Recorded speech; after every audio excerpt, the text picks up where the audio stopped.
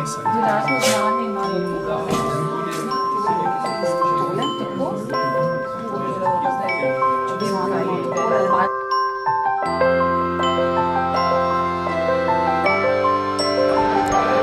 Zakaj bi se morali kmetje vključiti v EIP operativne skupine?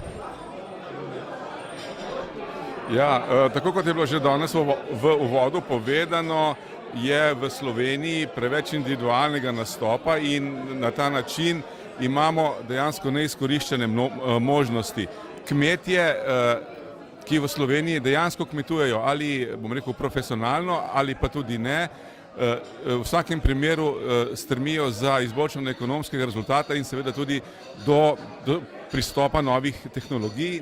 novih organiziranj, novih proizvodov in tako naprej. Mislim, da je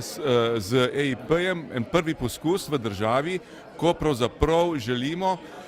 na podlagi potreb kmeta, in tukaj dejansko ta pristop močno pozdravljam, pristop od spodaj navzgor,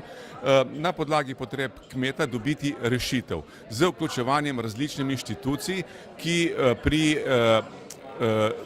tej rešitvi tudi sodelujejo. Kar se tiče naše službe, kmetijsko-svetovalne službe, mislim, da je zelo pomembno, da imamo vzpostavljen sistem, kjer je kmetijska svetovalna služba tista, ki pravzaprav na eni strani prenaša znanja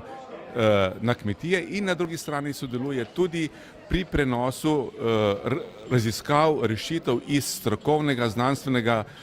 dela v aplikativni nivo in preko aplikativnega nivoja z različnimi oblikami izobraževanja in prenosa